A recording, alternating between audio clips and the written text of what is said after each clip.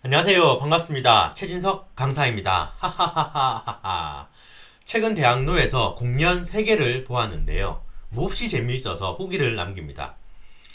20살 때 제가 해화에 있는 그 대학로에서 생활할 때에는 연극을 보러 가지 못했어요. 물론 당시 제 소속사에서 했었던 그런 연극들은 자주 볼 수 있었지만 다른 연극은 거의 보러 가기가 힘들었습니다. 이유는 바로 금전적인 문제였죠. 제가 기억하기로 보통 공연 한 번 보려면 3만 원 정도는 했던 것 같은데 어떻게든 보려면 이렇게 볼 수는 있었겠지만 당시에는 그 3만 원으로 공연을 보는 것보다는 다른 일을 하는 게 훨씬 더 중요했던 것 같아요. 그런데 이제 대학을 졸업하고 수익이 생기기도 하니까 공연에 관심이 가더라고요. 가장 먼저 봤던 공연은 미운 남자였습니다. 사실 여기에 출연하는 배우 중 한 분이 저와 가까운 지인이 돼요.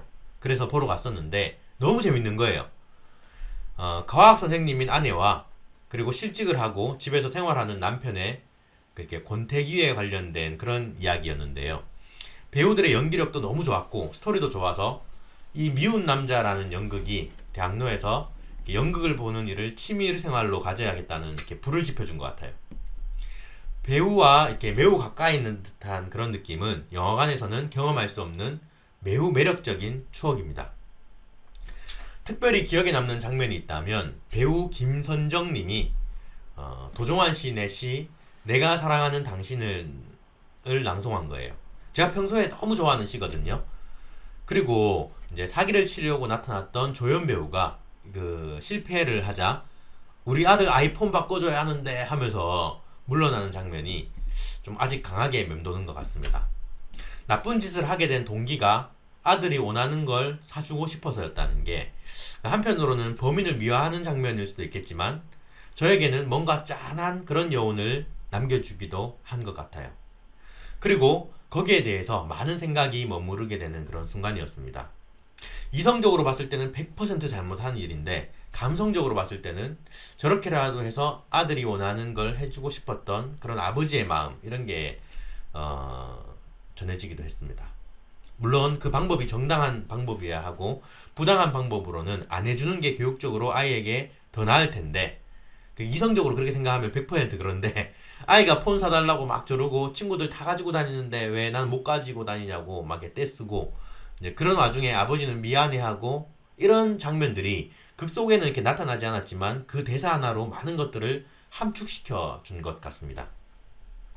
그리고 마지막은 부부간의 갈등을 조절하고 해피엔딩으로 가는 길이 현대사회를 살아가는 사람들이 충분히 겪을 법한 일이라 또 공감대 형성이 되었고 가치 있는 연극이다 라는 생각이 들었습니다.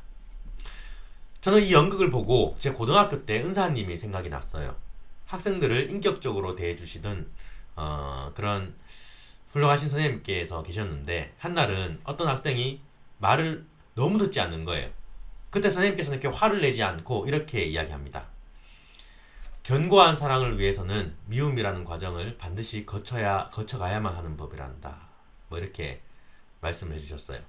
이 부부가 이제 권태기라는 과정을 거치면서 다시 더욱 강해지는 장면을 보고 그 선생님이 하셨던 말씀이 떠올랐습니다. 여기서 제가 이벤트에 당첨되어서 또 이렇게 공연을 한 개 더 보게 되었어요. 이렇게 뭐 이렇게 어떤 이벤트가 있는데 거기 당첨됐거든요. 그 공연은 바로 쿠키 이야기였습니다. 본래는 제가 대구로 이렇게 내려가려고 했었는데 당첨되었다는 연락을 받아서 쿠키 이야기를 보러 가게 되었어요. 구체적인 스토리를 이야기하면 저작권과 관련된 그런 문제가 생길 것 같아서 대략적으로 말씀드리면 탈북자인 쿠키가 자신의 가족인 언니를 찾아서 이제 우리나라로 왔는데 언니가 있는 곳은 성매매가 이루어지는 장소였던 거예요. 그러니까 언니는 성매매를 직업으로 하고 있었던 여성이었던 거고요. 그 안에서 벌어지는 그런 이야기들을 담았습니다. 제가 느낀 점은 우리가 살아가면서 잘 관심을 가지지 못했거나 잘 알 수 없었던 사람들의 삶에 대해서 잘 조명해주고 있는 듯해요. 어떤 사람들은 어떻게 그런 걸 소재로 연기를 해? 이렇게 생각하는 분들도 계실 수 있을 것 같은데 성매매라는 직업은 우리 인류가 생기고 가장 오래된 직업 중에 하나라고 합니다. 성경에서도 사마리아 여인이 나오잖아요. 외면하고 싶지만 현실적으로 외면할 수 없는 상황에서 국희라는 인물을 통해 잘 풀어준 것 같아요. 더욱이 방금 제가 인터파크 후기를 보니까 국희 역을 맡은 배우 중 한 분이 실제로 연변에서 오셨다고 하네요. 관람은 13세 이상부터 가능한데 제 기억상으로는 노출이 있거나 그렇게 야하다고 생각되는 장면이 많지는 않았던 것 같습니다. 그런데 부모님과 함께 보러 가면 약간 갑분사 될 만한 요소도 조금은 있는 것 같아요. 그런데 이거는 야설이 아니라 문학이니까요. 저는 매우 감명 깊게 봤습니다. 마지막으로 본 연극은 이제 국희 이야기를 보고 나니까 연극이 또 너무 재밌는 거예요. 그래서 이대로 집에 갈 수는 없다 해서 한 개 더 봐야겠다는 생각에 이제 제가 주변을 막 배회하고 있었는데 마침 한 청년이 연극 할인 티켓을 팔고 있는 거예요. 그래서 제가 바로 샀죠. 그 연극은 바로 그녀를 믿지 마세요 였습니다.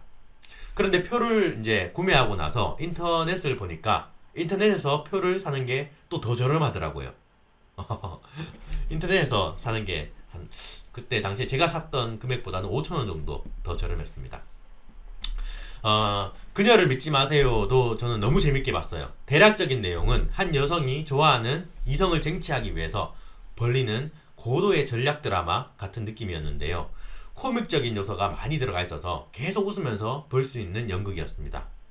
이 연극이 잘 살아나는 데에는 연기자들의 연기력이 특히 한몫했던 것 같아요. 웃기는 게 쉬운 일이 아니라는 걸 저는 너무 잘 알고 있거든요.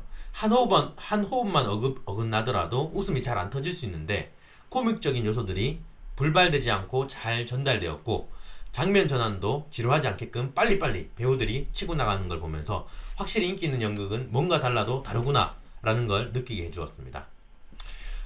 그리고 마지막에 사진 찍을 때 여자 주인공 분이 저보고 이렇게 옆에 앉아도 될까요? 하면서 다가와 주시더라고요. 그런 부분도 정말 고마웠습니다. 네. 이번에 봤던 연극 미운 남자, 국희 이야기, 그녀를 믿지 마세요. 모두 저는 감명 깊게 봤고요. 스토리와 배우들의 연기력 모두 좋았습니다. 강력 추천하는 연극이에요. 향후 계획이 있다면 대학로에 있는 모든 연극들을 보는 거예요. 그래서 보고 난 뒤 느낀 점들을 제 유튜브에 하나씩 올려나가도록 하겠습니다. 감사합니다. 연극을 보는 게 취미생활이 된 최진석 작가였습니다. 언젠가 제 저서에 있는 내용들도 연극이 될 수 있었으면 좋겠네요. 감사합니다.